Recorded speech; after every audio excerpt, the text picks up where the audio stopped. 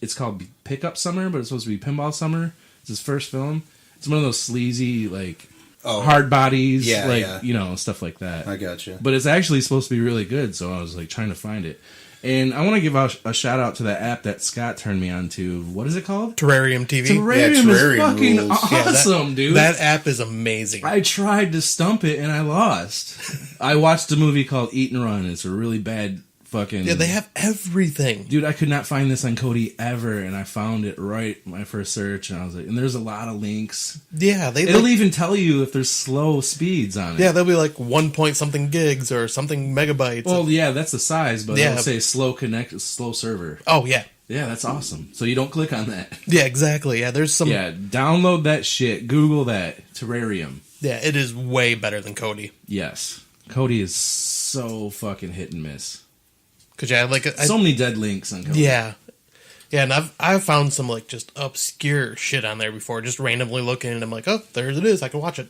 Like the only ones that sometimes have an issue are like bigger blockbuster movies, because I think the rights get taken down online a lot of the time. Yeah, it had a problem because it would come out, there would be links. But then the next time you search it, like they'd be gone. They'd be gone. Yeah. So I think it's like the bigger blockbusters have an issue there, but it's a money issue when that shit starts happening. So My Bloody Valentine. You were fucking scrolling through his filmography, anyways. No, I was waiting to talk about. No, I saw you looking at your phone intently. I was keeping the screen open so that I. So you stared at it the whole time while keeping it open. Just waiting for you idiots to shut up about. No one does that. No one's that neurotic about their goddamn cell phone. The light's gonna go off if I'm not looking at it. I don't know. The last time we recorded a podcast, you didn't put your cell phone down. That is true. You were on your phone the whole entire time, like Mr. Big Shot. Yeah, and that was. I gotta plan this cool. That was the D&D party. That was not exactly what. That is exactly. Dude, I've never fucking went to a D&D party. You were gonna go play D&D with Zach. D&D he was going to show me about it. It wasn't a party. But anyway, on his dog in My his Bloody couch. Valentine from 1981, at a D&D party, directed by George Mihalka, suffered some of the heaviest trims that I've ever seen the MPAA like hit anybody with. Like, yeah. 7 minutes? Like, yeah, 7 minutes. That's a fucking big chunk of film. The transfer I seen, like, you can see the film. The quality is totally different. Yeah, it starts, like, looking old and shit right in that scene. But and a lot of the time, they won't even trim just the violence. They'll trim, like, the minute and a half leading up to it and stuff. It was, like, they unmercifully cut the fuck out of this movie. And I think it's because of Friday the 13th. Yeah, because that's when Friday the 13th was starting to get hit with the... cuts and all that. Well, Paramount did My Bloody Valentine the same as Friday the 13th, and it was like a year after the first Friday the 13th movie when they really started neutering those on the gore level or whatever. But in the restored version, the effects are just great, and there's a ton of like really nasty, mean-spirited gore, like fucking pickaxes going through the bottoms of people's jaws and coming out their eyeball. Yeah, that scene, fuck. That was awesome. Yeah, that's a great scene. And the hanging decapitation.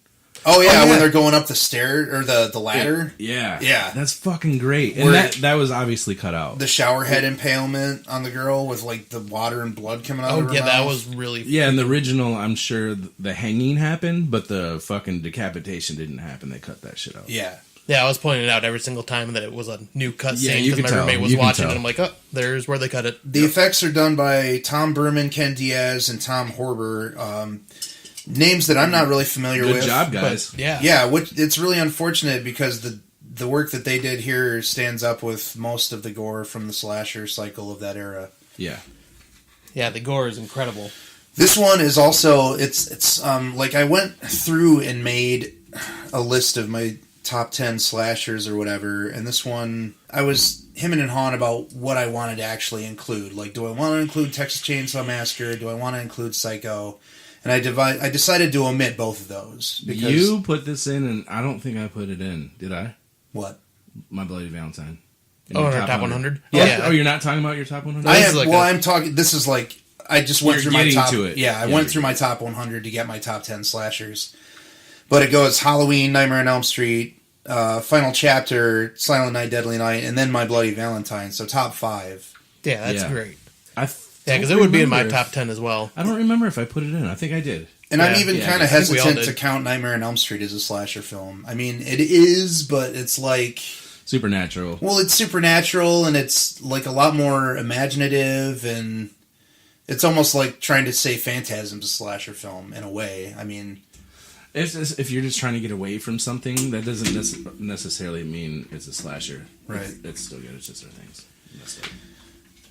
The origin story of this one is really awesome. It's about a mine cave-in because someone is like anxious. These foremen are anxious to get to the annual Valentine's Day dance, and they don't bleed the methane levels in the mines. And there's an explosion, and a lot of men are trapped. And Harry Warden cannibalizes these men to stay alive. That's so fucking cool. Yeah, dude. They need to make a fucking origin just movie. about Harry Warden. Yes, but you know, you know what? I don't think if someone's willing to remake it, they're not gonna fucking just phone it in. That someone who like is gonna remake that movie or make that movie, the origin of him, is obviously a fan, so they're not going to be fucking shitty about it. Maybe somebody will do a fan film about Harry Warden or something. That'd be awesome. It's just not going to be a cash grab by Hollywood. Right. No, they don't see money in it. But Harry's institutionalized. He escapes and kills the men who were responsible for what happened to him, and the town swears off Valentine's Day, even though the town's called Valentine's Bluff, and like their sign has hearts on it and shit. They're never gonna have a Valentine's Day dance again. That's filmed in Nova Scotia. Yeah, I love how it's supposed to be in like it's supposed to be in like Philadelphia or somewhere like that, but it's clearly Canada. The remake is in Pennsylvania, right? Yeah. But like in this movie, they pass by a building that has a Canadian flag on it. And some other stuff mining towns are way more notorious in America than Canada, right? I mean, that was a huge especially in the UP. The UP has a huge mining community. I mean, but it's all the way out to it's all over North America. It's all the way in the West. I'm just saying I know that one for a fact, though. Coal mining is everywhere. Anyways. The red herrings in this one are good, not like overstated, and there aren't like a plethora of them. Like there's only like a handful. The bartender is one of them. Yeah, when he tells the story. Yeah, the guy that recounts. No, he's not a red herring. He's giving the information. Well, they kind of make him out to maybe be. I would call him more like the Doomsayer Cassandra character. The Doomsayer guy. He's the Cassandra. Yep. Or Ralph. Well, I mean, Ralph is a Cassandra character. That's a Greek term. That's I always thought of it as Doomsayers. Yeah. So. But, what else? Randy's a naysayer.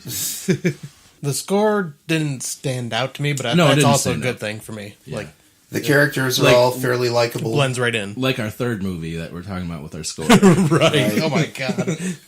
The characters are all fairly likable, relatable. Like, you knew these people. If you're from a small town, you knew people like this. You know, I guess so. Yeah, but then a weird thing is, like, you have adults that are excited about a fucking dance. Yeah. It is a small town. It is a small town. There's no culture entertainment in Valentine's Bluff. This is all they got. I'm not used to, like, I don't know. I've never lived that way. That's how I was always excited for Blueberry Festival in Montrose. Oh, okay. Yeah, Montrose does do shit like that. Yeah, you know, if you're from Clio, then you look forward to the fireman's parade fucking carnival thing or whatever. Oh, yeah, that's great. My cat goes crazy, by the way, when those sirens... Oh, I can imagine. I'm like right on the main street. They go right by my house. The subplot is also fairly relatable. Like, young dude goes off on his own to try and make it and falls on his ass and has to come back to his hometown to pick himself back up. And while he's gone, his best friend moves in on his girl and... Because wasn't he gone for like 10 years? 19. It was 19 years. 10 years is the remake. They do 10 years. Okay. This one's 19 years later. Yeah, this is where I'll start getting them blended together sometime. This one it's 19 years after the murders. They were all kids when that happened. Yeah. He was only gone for a couple of years. No, dude, because they even say it. He's like, we haven't had one in 19 years. And he's like, don't talk about that. Yeah, they haven't had a dance in 19 years. Yeah, that's what Axel I mean. hasn't... Or what's his name hasn't been gone for 19 years. Yeah, wasn't it like Tony or Tommy or... I can't remember. No, yeah, he does kill on Valentine's Day, but they haven't had a dance in 19 years. Yeah, we were talking about the main guy like leaving town and then coming back and his girl had been taken. Yeah. My bad. Okay. But I you see where I'm coming from, right? Yeah, because I thought it was like 10 years that he was gone. It says 19 years, right? Yeah, it's 20 years between Harry Warden's first killings and the Valentine's dance. Yeah. But the dispatchments are... I'm going to listen back to this when I edit and see if I was being stupid just now, but I don't think I was. You were being stupid. No, I was not. Yeah. I had a point. I think you were talking about something else completely. starts off with a really great Well, kill, different the frequency, pickaxe through the back and out the front through the tattoo. Yes. Very cool. Yeah, and the one thing too, like I totally expected like full on nudity there, and that's one thing this movie really didn't have was any sleaze. No. When you watch the remake and you haven't seen the original one in a long time, you kind of just like implanted that it was like there's probably nudity in that. There's a lot. There's not a lot of nudity in the remake, but there's a one long extended scene. like a ballsy ass performance by some that trauma lady was pretty brazen and on like set around everybody, just during takes, just standing there naked with her clam. But yeah, that's one thing I like. You know, I've seen this several times, but I've always like I always think I'm like, oh yeah, there'll be some type of nudity or something. It's an 80s slasher. It's one of those that just doesn't really have it. We're not going to run down the movie, right? We're just going to talk. You did the setup. As a kid, the scene that always scared the shit out of me was him when they go in the mines. When the party starts and he just smashed some lights out. That's all it shows. bulbs. Yeah, that scared the shit out of me. I was like, I don't know, I don't want to see what's coming. Very up effective next. scene. Yeah, it's really good. And that like okay, so I like other slashers more, but the miner Harry Warden is fucking creepy. The coolest looking slasher heavy, in my opinion. Like, yeah, better than the Prowler. Yeah, that mask and like the pickaxe. It works, dude. It works, and like that'd be great. The light blinding you in your eyes. That'd and be shit. great if the only other mining horror movie I can think of is Desperation, Stephen King. But like, you can't really go back to that formula because everyone's gonna say you ripped off My Bloody Valentine. Right. Well, that outfit, that look was kind of lifted from Phantasm to begin with. Oh, shut up with your Phantasm fanboyism. Just saying. Phantasm started everything. He is a very iconic villain. No, it's great, dude. It is. There's that terrifying. dude that shows up to all the Michigan conventions. Oh, and he looks fucking just like him. Yeah, he does a good cosplay. He wasn't there last year? I guess not, but he's been to most of the ones that I've been to. He has like a fake pickaxe? Yeah. Yeah. Yeah, like What if he's it was fully real? decked out. You guys Then need they to, wouldn't let him in. You guys need to check him before you let him in. It might be If I end up pickaxed, I'm going to be very upset. I actually just want to like mention real quick. 2 weeks ago, Howard died, and that was the goofy guy in the movie. Oh, really? In real life, he died 2 weeks ago. Really? That's a bummer because I mean he's one of the more likable characters. Yeah, you know, actually, there's not a dislikable character. No, they're all likable, relatable. Fucking the sheriff and like the mayor are the unlikable characters, but all the main besides young them people, besides them getting excited about a fucking dance and they're adults, it's genuine. they don't have anything else to do. And the fat guy or whatever with the mustache. Yeah, is that not who we were just talking about? No, Howard's the funny one. Yeah, Howard's Howard's the guy that was guy. snorting the coke and stuff. Yeah, and the like the black with hair. the blood on it. Yeah. the fake blood. Yeah. And then the air horn and Right. shit. Yep. Yeah, he just died. But the fat guy, he looks like he's 40, right? Hanging around like younger. Yeah. He wasn't even fucking 26 in that role. Holy shit, really? That's funny. He was also His death is cool. The nail gun thing. Yeah, he died in 2000. Yeah, that was he brutal. died in 2007 because I was like curious. I was like, that guy looks really old playing a teenager. He's probably like dead now. He was also in Meatballs too. If you ever watched Meatballs with Bill Murray, I've seen that a long time he's ago. the fat kid in Meatballs. One fun fact that I read about this movie was that the location scout picked this mine because of like the fact that it was kind of old and looked old and rustic and not like modern and top of the line or anything. Yeah. And once they secured the rights to use that mine, the people that owned it cleaned it to make it look good. Yeah.